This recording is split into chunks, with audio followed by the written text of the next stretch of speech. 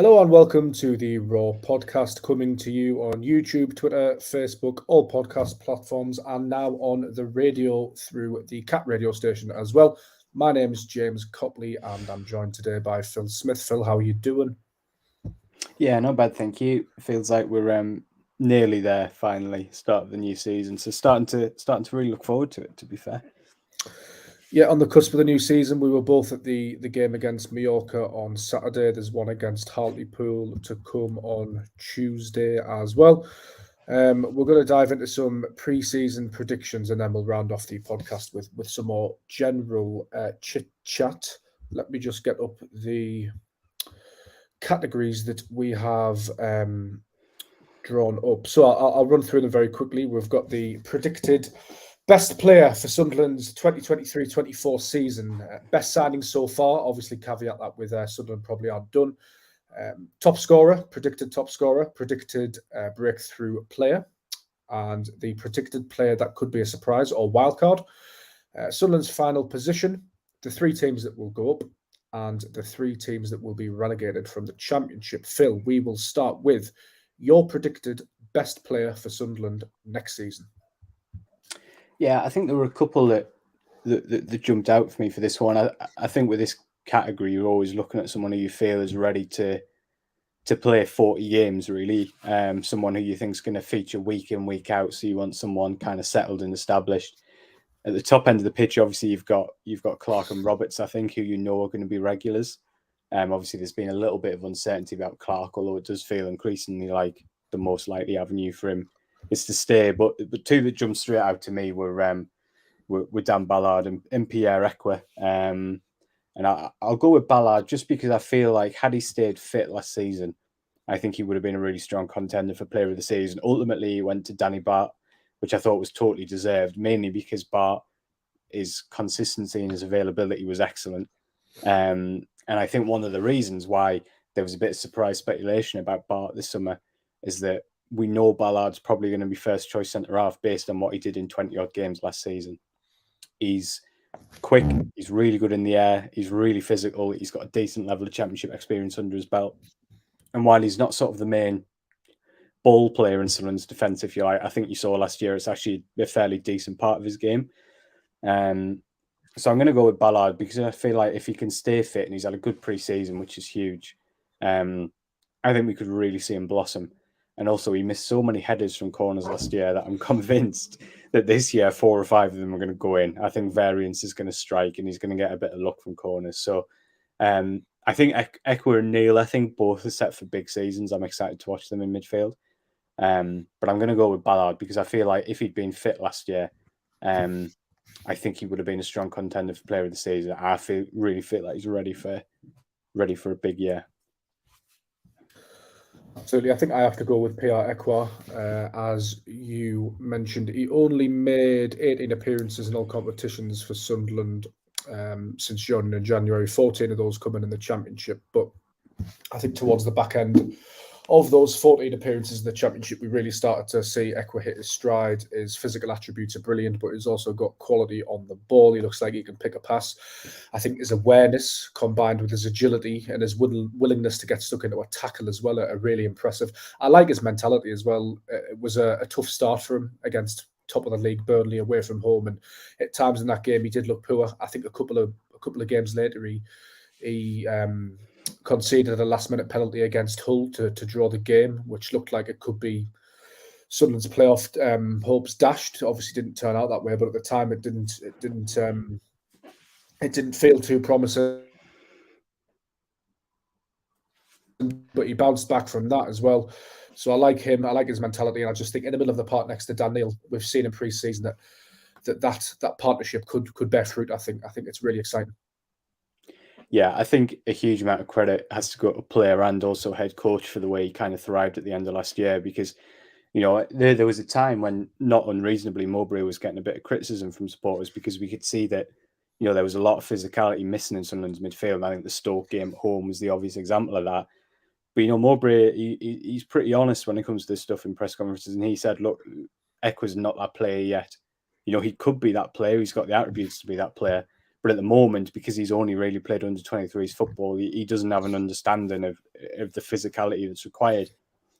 And he waited and waited really until he felt the message got through and that he was seen in training every day, that Echo was ready to sort of grasp the nettle with that and to put him in.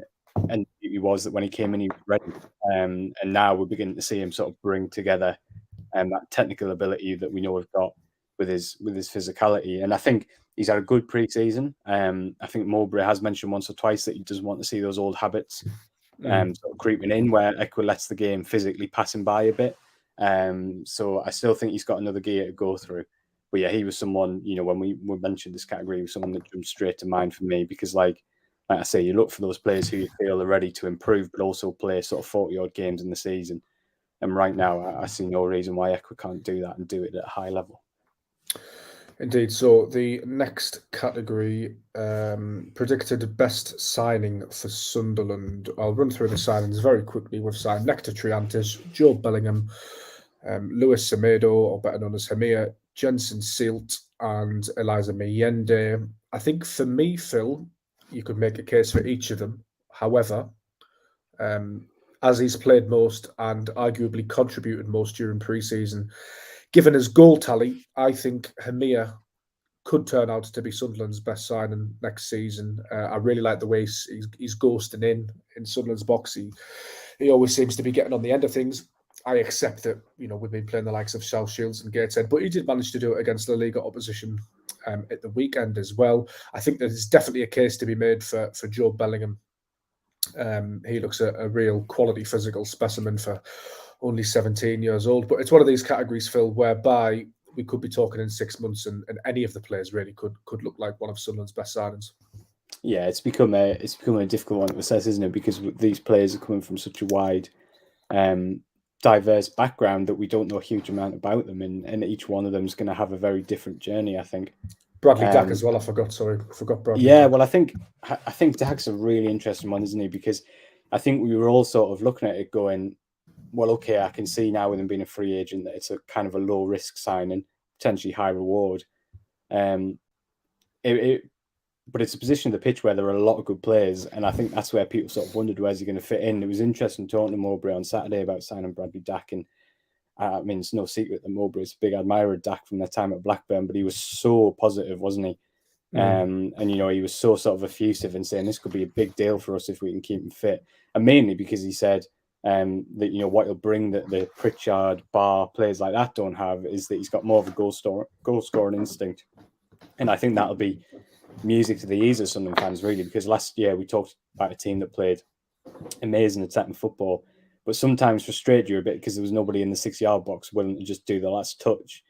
And as you mentioned, we've seen Hamir do that really pleasingly well in pre-season, and hopefully we'll see a bit from Dack. I actually just wanted to bring up in terms of, it's very difficult to predict because we've seen so little of him, but the Jensen Seelt signing is one that sort of really interests me, because we talked about Bath there just before. And I think when we talk about Danny Bart and the sort of uncertainty over his future, I think there's a bit of a clue there for how Sunderland want to do it this year. Bart was exceptional last season, and he's going to have a big part of play this year. If you go to Millwall away or Watford away under Valérien Ismail, you're probably going to want to pick Bart for his physicality and his aerial ability. But I think there's a bit of a clue there that Sunderland want to try and get really high up the pitch with their defensive line. They want to be really brave and playing out from the back.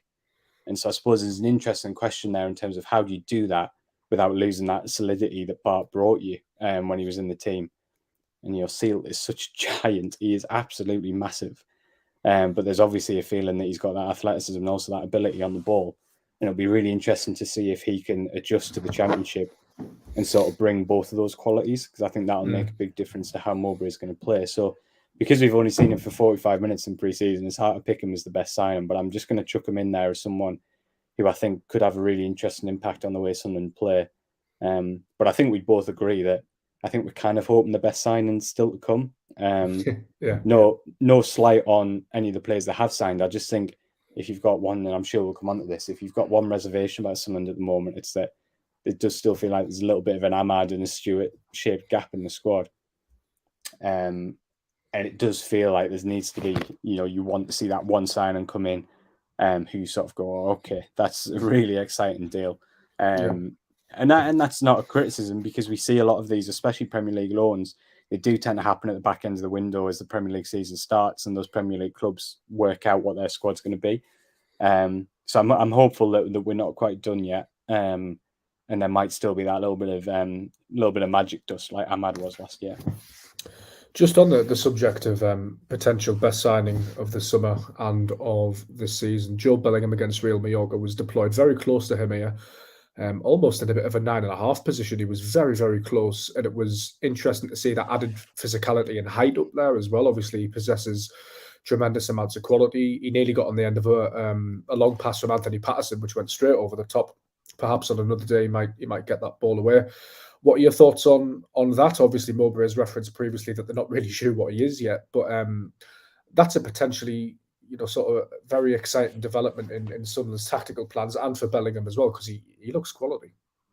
Yeah, I think we will see Bellingham in a few different positions over the course of the season. I think it makes sense. I don't think you want to pigeonhole a young 17-year-old.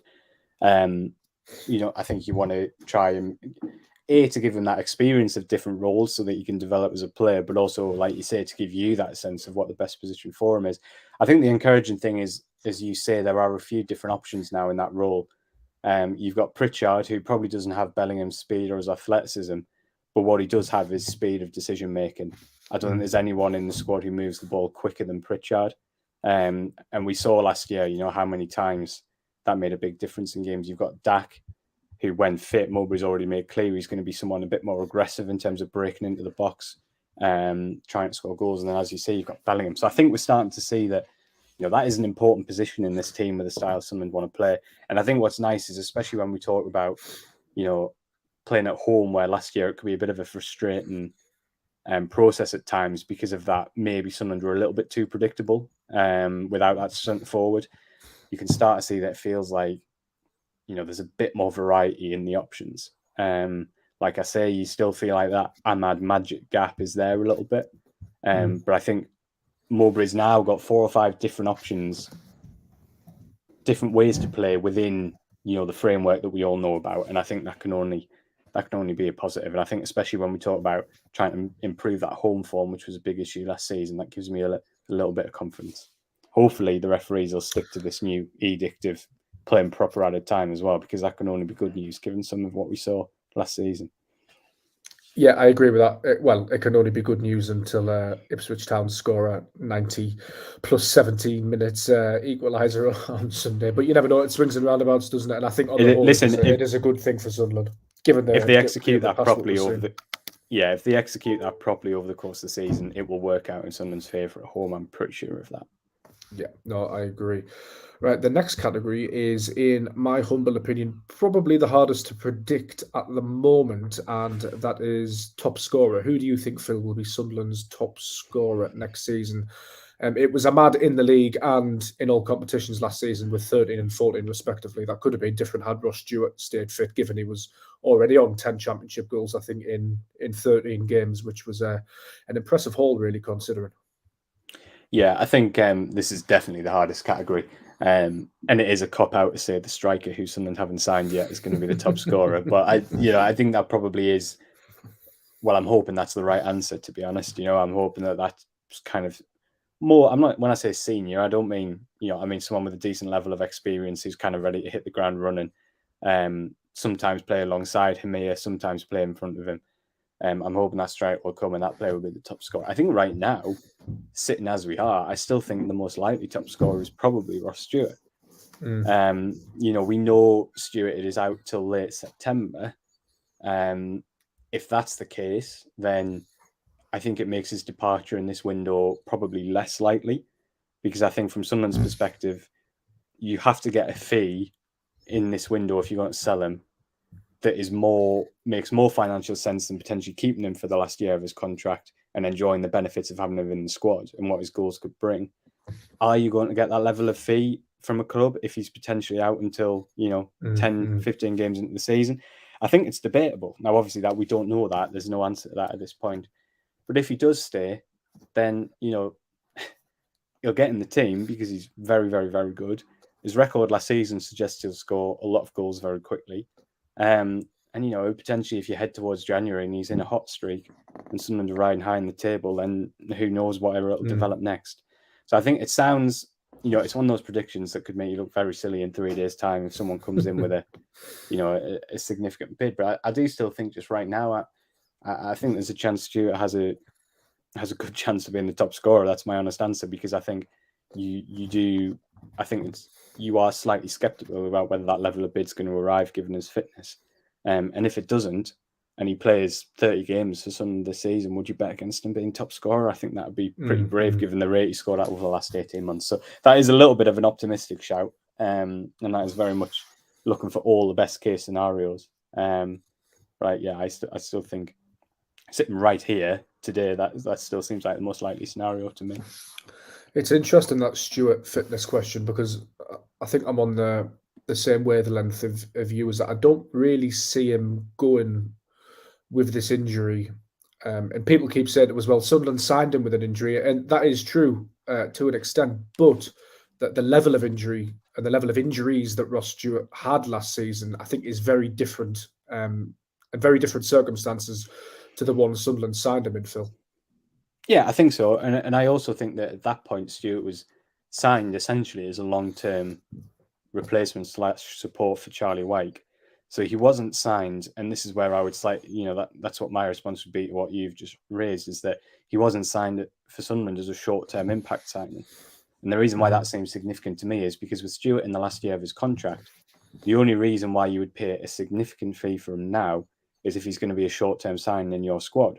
Because if you're looking at someone who you think can have a big role for 3 to 4 years, I think you'd be tempted to hold on till January or next summer, when he'll either potentially be available for a smaller fee or nothing. So the only reason why you would move in this window now is if you're looking for a striker who could hit the ground running. Southampton, who's their head coach, Russell Martin's a big fan. That's one example. And I think his injury doesn't mean that's definitely not going to happen, but I think it does make it less likely. So I think to be honest, it's not a great situation for Sunderland. It's not a great situation for the player, to have this level of uncertainty and speculation while he's trying to get back from injury. It's clearly not great for the club in terms of their planning. But I think it's sitting here right now, I think it's more likely than not that it doesn't get resolved in the next, in the next couple of weeks. But I guess we'll have to see. I mean, it's funny, isn't it, how things quickly change in the window. But I do think that injury's made his exit this summer significantly less likely than it would otherwise have been. Yeah, Anth, listening on YouTube, says he reckons Hemira's in with a shout too, and I suppose given his pre-season goal scoring record, it's hard to argue. I'm going to go something a bit left field. I'm going to go with Clark. I think he's set for a big season if he does stay. I do wonder if Sunderland's goals are going to be fairly widespread again this season, as we saw last season. So that's my sort of outside pick. We'll move on to the next category, though. A hugely exciting one, this, I would say. Breakthrough player. Doesn't even necessarily have to be young player, but my pick is probably the youngest player in Sunderland's squad, and that would be Chris Rigg. I think one of the standout performers, certainly during pre-season. We've mentioned before on this podcast, Phil, about Mowbray saying that he's not afraid to get stuck in. He's not afraid to kick somebody. He came on against Real Mallorca and promptly skinned 3 or 4 players close to the opposition box to win a free kick in a lovely area. It may well be at times this season that his decision-making and naivety lets him down, but he's got skill and talent in abundance. It's great to see how he's recovered as well from that injury at the back end of last season, which I think people forget about. That Chris Rigg could have played more for Sunderland last season had it not been for that injury, which ruled him out for the remainder of the campaign. So good to see him back. He looks happy. Obviously, this 2-year scholarship deal's been signed, so he's got a bit of stability now. He looked delighted to be part of the group over in America and looked increasingly involved. It was good to see him having a joke on the pitch before the Mallorca game, getting the sprinklers involved. So I think it's all good signs for me, and I think he could be the one that really breaks through for Sunderland this season. Yeah, I'm not sure there's another answer to this one, really, to be honest, given how well he's played in pre-season.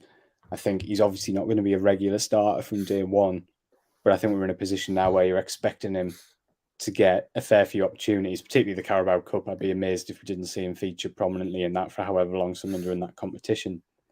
And from what we've seen, he's probably going to make an impact. I think he's got a couple of things that work really well in Riggs' favour. One is obviously his tenacity, which is already really well established for someone so young. And secondly, which we've seen in pre-season, that habit of getting into the box. We talked about that with Bradley Dack earlier on this podcast.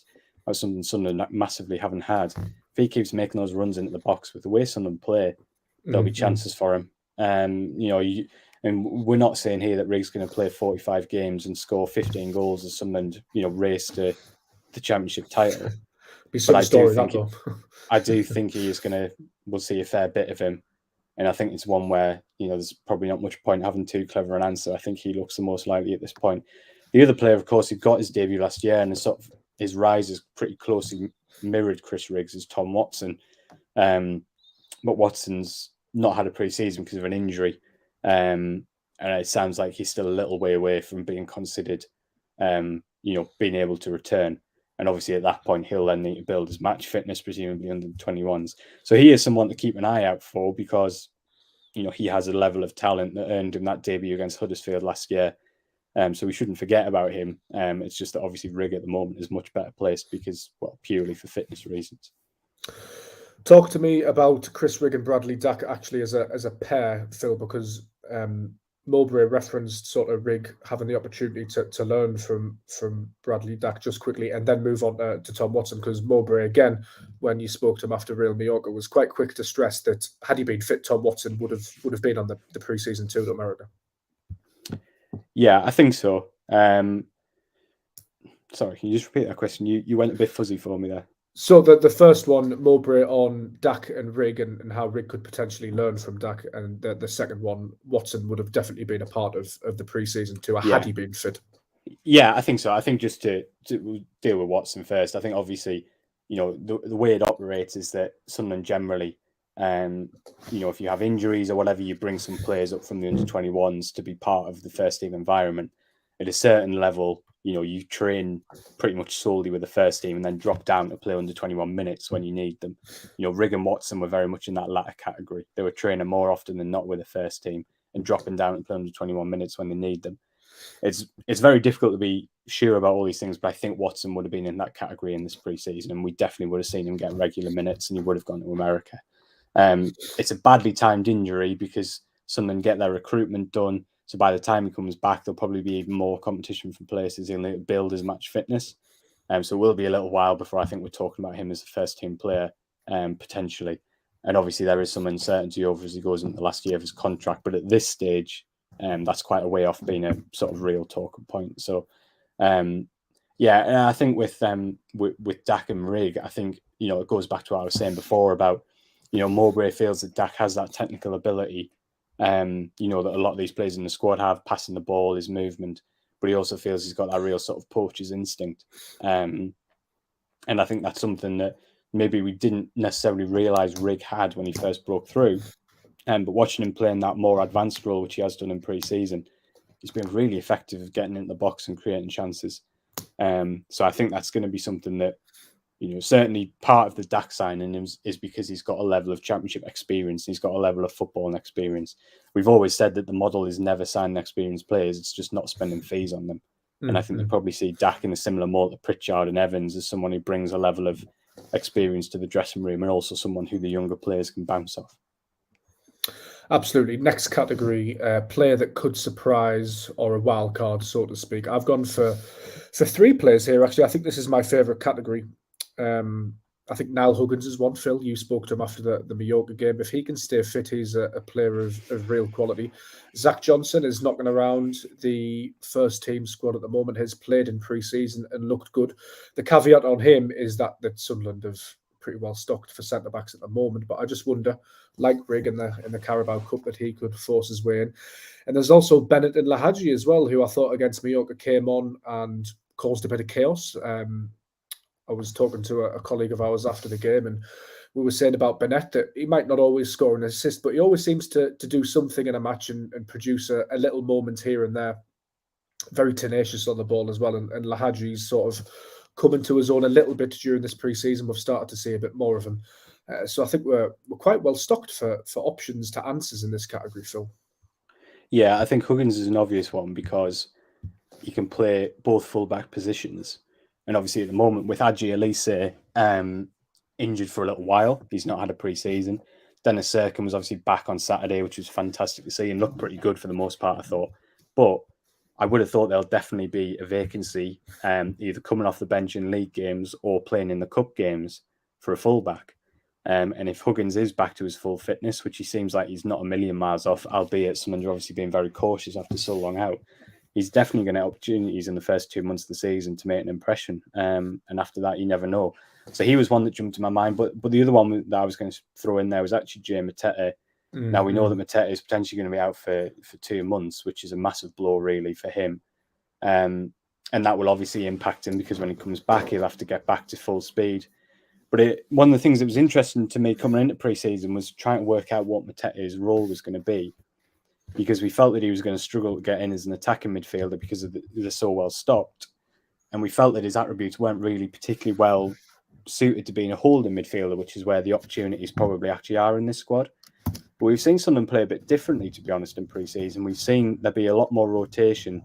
Neil, who was the holding midfielder this year, has got a lot more license to go forward. And we've seen Ekwar occasionally drop in as the holding midfielder to let Neil break forward. And I mentioned that because in that system, I can actually see a role where Matete thrives because he can do both sides of the game quite well. And I thought before his injury, he was looking really strong. And all the reports from training were that physically he was right up at the top of the charts. So, yeah, it's a real blow for him and it's going to make it really difficult for him because, again, there's an outside chance because of his injury, someone go and recruit in that position.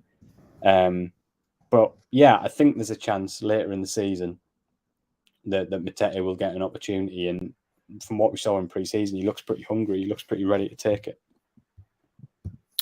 Yes, indeed. Right, we'll move on to our next prediction, which is Sunderland's final position in the Championship table. I think this is ridiculously hard.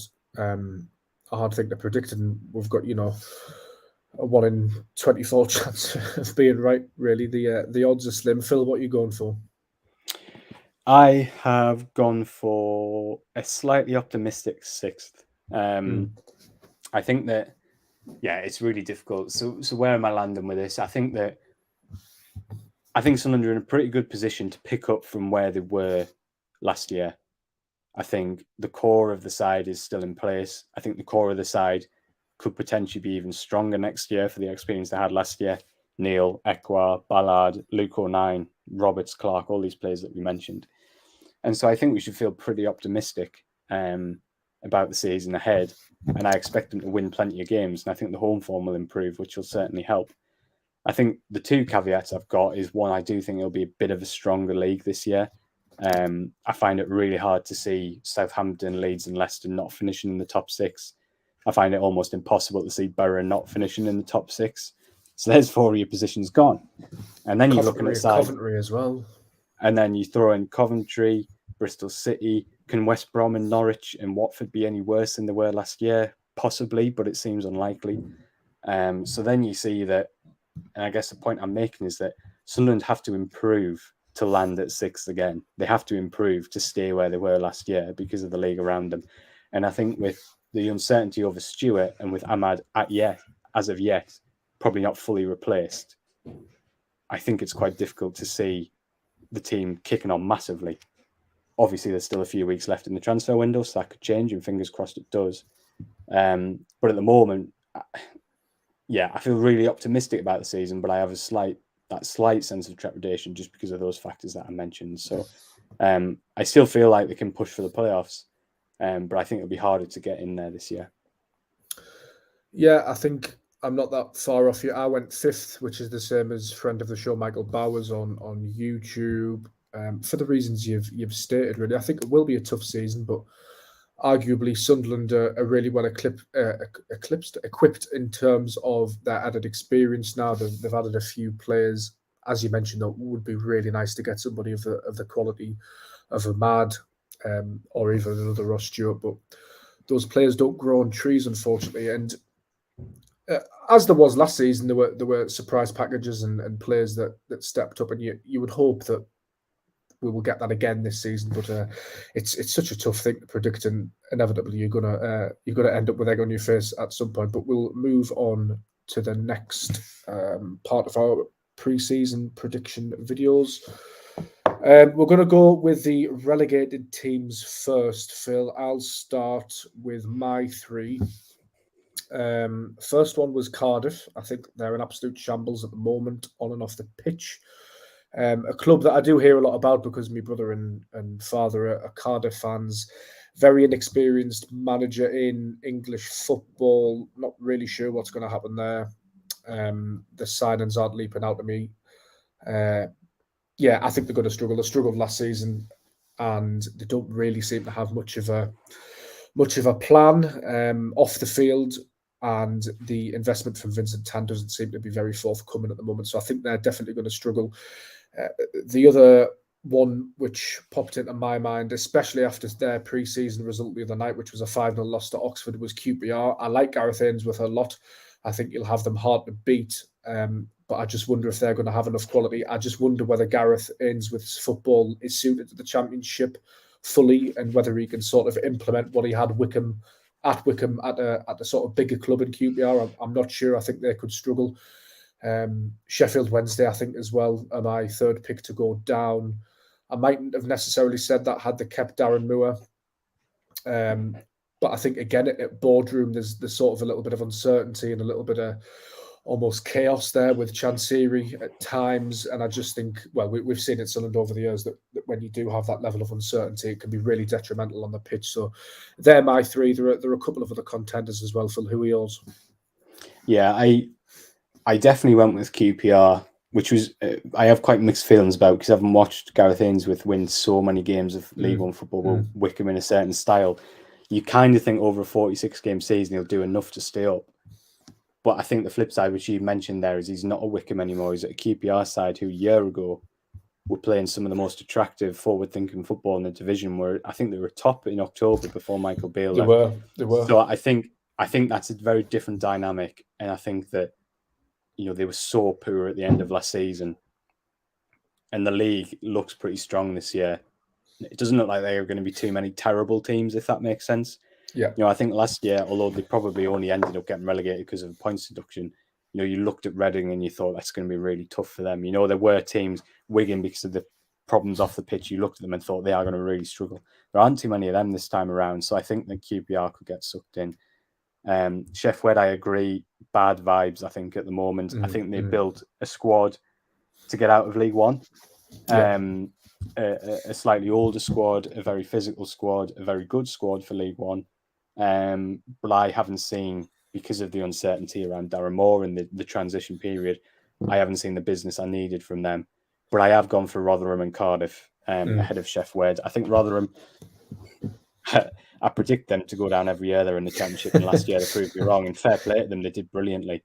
But I just think because the league's got stronger, I think it'll be tough for them. And Cardiff, if you could tell me that now that Aaron Ramsey was going to play 45 games at a decent level, I would back him to stay up. But I think that at the moment, you just can't know for sure. And like you say, there's a lot of uncertainty there. So if you're looking at Cardiff, how are they going to improve from last year? Well, it's either because, Errol Bullock is an absolute genius, or because Aaron Ramsey can recapture his previous form. Both might happen, and it might look like a very silly prediction, but you can't be sure, can you? So, yeah, those were my four main ones. At the moment, I would maybe just back Chef Wed to creep out of it because of that experience that they've got in the spine of the side. But that was one of the hardest things to pick, actually, through this whole thing, because there aren't those clubs. Like I say, the last however many years, every year in the Championship, there seem to be 4 or 5 teams in real problems off the pitch, financially or whatever it is. And it feels like that's a lot less the case.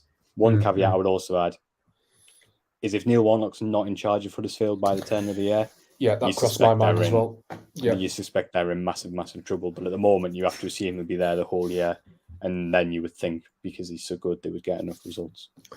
That's reminded me. I actually have a £10 bet with my little brother that Aaron Ramsey won't play more than 15 games for Cardiff City. I hope I'm wrong. It's interesting, isn't it, Phil? Because of the teams coming up from League One, Ipswich Town and Plymouth Argyle look quite strong in those teams coming up. Yeah, I think so. I think Plymouth was so excellent last year that I think they will. I don't see them pushing high up the table, but I think they will have enough of that sort of momentum and that quality to carry them through this year. Managed to And sign also, Barney Mumba as well. Yeah, and their recruitment's been really good. They signed Barley Mumba, they've brought Morgan Whitaker back, who had a good year for them last year. So I don't see them tearing it up, but I just do not see them. I definitely see them winning enough games to stay clear of it. And I think Ipswich are top 10, maybe even further. Sims and Broadhead up front is dangerous. Yeah, Broadhead, excellent player. Sims is what we're talking about.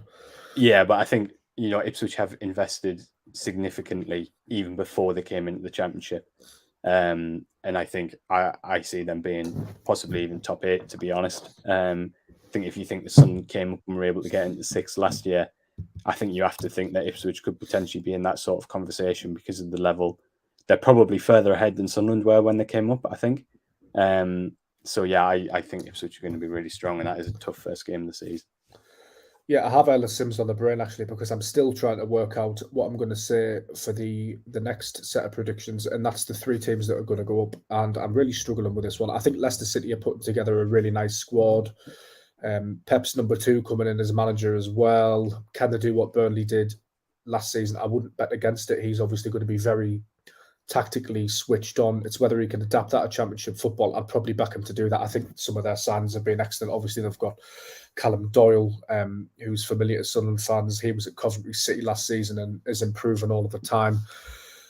And then I'm looking at, I think the Leicester City will go up as champions, but I think if you asked us now, I think Leeds or Southampton will probably go up with them, but there's so much transfer uncertainty at both clubs that it's really hard to say. So I'd pick them, either of them for second, and then to go up through the playoffs. I'm really struggling to pick between sort of Middlesbrough. I think Sunderland could be in there, and Coventry. I think the more I think about Coventry and the fact that they've signed Ellis Sims, Mark Robbins doesn't get the credit he deserves, I think, in the Championship. Such a shrewd operator.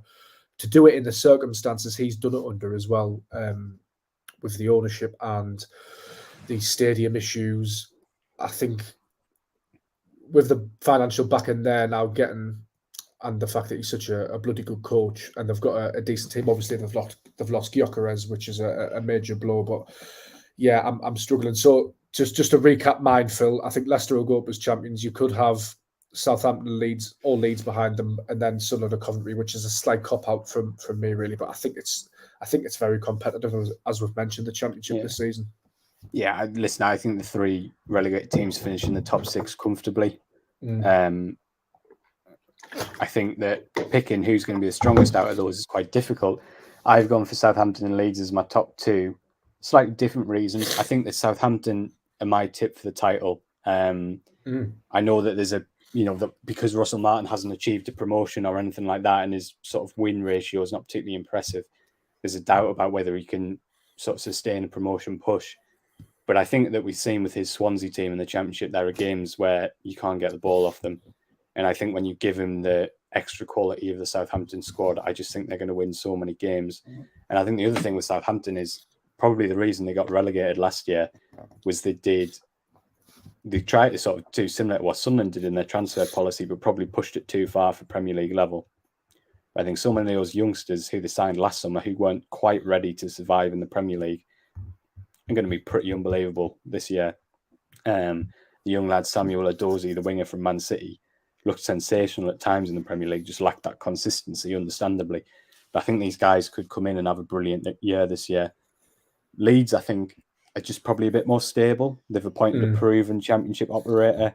I know there are uncertainty over some players, but I still think you look at the core of what their 11 is going to be at the start of the season, I think it's pretty solid. So I kind of see them churning out results, I think. Leicester, I put Leicester below those 2 just because I think there's a bit more uncertainty in terms of the head coach, who I've no doubt is very shrewd and talented, but like you say, first time in the Championship. So I'm going Southampton and Leeds for automatic. I think playoffs, yeah, I'm putting all the teams you mentioned there, Sunderland, Borough, I think have to be strong contenders this year, because the one thing we know about Borough is, when Steve Gibson gets the feeling that promotion is a possibility, he'll back them. And I think, you're thinking about the length of a 46-game season. I think when you get into January, if Middlesbrough are up there, which all the evidence from last year suggests they will be, I think you'll see them flex their muscles a bit, whether it's, loans coming in from the Premier League or whatever. Obviously, they brought Archer in last year, didn't they? And that was from a fairly weak position. They were recovering from a dismal start. So, yeah, I fancy Borough to be really, really strong. I think the only thing that puts me off Borough is what you've mentioned, Phil, is they haven't been able to retain any of those loanees so far. But obviously, the counterpoint to that is that they could bring more in. Are we sleeping perhaps on Stoke City and Alex Neil? Phil, because we know he's such a good operator that he might just, it suits him, doesn't it? Not being talked about. It suits Stoke City. They're just starting maybe to get the house in order. There's been a couple of key appointments off the field. We don't know how those are going to go, to be fair, whether they'll work or not. But it just looks to me like Alex Neil's starting to get his feet under the table now. I do think he needs a good start at Stoke, man, because of the way last season ended. But it's interesting because he's such a good manager. We know he is. Yeah, no, I agree. I think the reason we're sleeping on him is because they had a very underwhelming start to the transfer window, I think. Not to say that they signed bad players, but the first wave of players was very sort of experienced Championship players: Ben Pearson, Ender Stevens, Daniel Johnson. And that felt a little bit, well, okay, they're solid players, but they're going to take you 10 places up the table from where you were last year. We're starting to see them do some more interesting business, spending fees, but obviously, like a lot of Sunderland signings, they're a bit unknown. So it makes it they're going to be the players who make the difference, if you like. Yeah. So I agree with you. Stoke are going to have a good season because they're going to be super organised. They're going to be excellent out of possession. They're going to be fit. They're going to be tenacious. They're going to keep clean sheets. The question is whether they're going to have enough stardust, if you like, to win those games that take you into the top six. I find it hard to say that they definitely are right now because I don't know enough about these new signings where the sort of big fees are going. So I'm inclined to think that, your Borough, Coventry probably slightly have the edge at the moment. But I am like you. I think he needs a good start, that's the interesting dynamic, having had an underwhelming sort of first few months. But I think they're going to be strong this year. Yeah, it's so competitive. Just as you mentioned earlier, Phil, those teams that underperformed last season, could they do better? Sort of Watford, West Brom, Swansea. These teams. Blackburn Rovers are an interesting case. Birmingham are an interesting case, actually, because Birmingham have started to spend a bit of money now. They've got Deion Sanderson on a permanent deal. Blackburn aren't looking in great shape off the field. So, yeah, there's so many narratives in the Championship. It's quite ridiculous. We've gone for sort of 43 minutes now. We'll quickly move on to some new stuff, Phil, before we curtail the podcast. The main takeaway after the game from Tony Mowbray against Mallorca on Saturday was that the fun, new, exciting striker that we've just signed is, in fact, injured and won't be ready for a couple of months. That's a huge disappointment and just typical Sunderland, isn't it? Yeah, it is a blow. I think it was interesting that, we sort of discovered after the game as well that Sunderland were already looking to sign another striker anyway. So I think that tells you that Miende is more... It's really difficult when these players come in 18, 19, 20 because you're not sure whether they're kind of... Because some of them are coming in to play from day one. Joe Bellingham being an obvious example at 17. I think it was fairly clear from the way Mowbray spoke that this Miende was a little bit more of they were expecting a kind of a real transition period and for it to take a period of time for him to become an established first team player. So while it's not great, well, it's really not great, clearly, Mowbray's body language wasn't the same as if it had been, for example, Jack Clark, who was out with a hamstring injury. And that's no disrespect to Miende. I just think it tells you that, they clearly feel it's going to be a process to get him settled in a new country, new language, new league. So what it obviously does is it reduces those forward options, isn't it? You're looking at Sunday and we are in the scenario where, Heme is your only striker. And if he tires after an hour because of the intensity of the game, you're going to have to put somebody up front who's not a striker. So it's clearly far from ideal, but you take some encouragement from the way Mowbray spoke, which was very much, look, we knew we needed more senior support for Hemir. We're pushing for it. We're working on it. That gives you some hope, I guess, that it's something that'll be addressed pretty quickly. Indeed. The Mallorca game, Phil, I thought was, interesting that those players that have been loosely linked with transfers, so Lahaji, Ballard were mentioned earlier as well. Obviously, Jack Clark's the main one. They all played, which suggests that nothing is extremely close. again, we caveat these podcasts with that could all change. But what is the latest on the transfer picture? You mentioned there Mowbray and Sunderland looking at a striker, but you'd expect them to be one or two more incomings and outgoings before the season starts, or well, before the end of the window, certainly. Yeah, definitely. Well, I think we're all kind of waiting for that goalkeeper to progress, aren't we? I think Man Bishop's United still in America, isn't he? Yeah. Yeah, I think Man United played their last game last night. So you would expect that that's something that could develop later in the week. I would have thought. So that's definitely one we'll see movement sooner rather than later. And then after that, I think if that other striker comes in, I think you're probably then in a situation where the core of your squad's in place. And it depends a little bit on who goes. And it also depends a little bit on whether you feel, as I keep coming back to, because I still feel like it's such a central question in the puzzle, is whether you feel you've got the quality to manage without Ahmad, or whether you feel you need to go back into the market in that position. Because I think numbers-wise and depth-wise, if you get another striker and you get another goalkeeper in, you do then have 2 players for every position in the squad, which is ultimately where you want to be. So I think the bulk of the business will be done. And I think it would then be a question of if there's any significant outgoings, which at the moment there doesn't seem to be. And then the question, then again, is how you go about changing Ahmad. But as we said, the outgoings can change the picture quickly, because you could then potentially have, a decent fee in your pocket that can then, you might say, actually, we will go and sign another player in that position because we can now afford him, who we couldn't afford 3 weeks ago. So that's going to be a really important part of the puzzle. But as I've kind of said all summer, there's never been noises coming out of Sunderland that this is a window where we kind of feel like we have to sell, and we feel financially it's important to sell to reinvest this window. That noise has never been there. So it was always incumbent on other clubs to produce pretty big bids to force Sunderland to change their policy. And as of yet, that just hasn't materialised. As I said, not to say that won't change, but at the moment, if things feel fairly settled, I would suggest. Yeah, agree with all of that. That probably brings an end to the Raw podcast today. A pretty lengthy one. I hope you've enjoyed it. Hartlepool United on Tuesday, season opener against Ipswich on Sunday. We'll have full coverage of both of those games over at the Sunderland Echo website. We're on YouTube, Facebook, TikTok, Twitter, or X as it's now called, TikTok, everything. We're there. So yeah, once again, thank you very much for listening to the Raw podcast.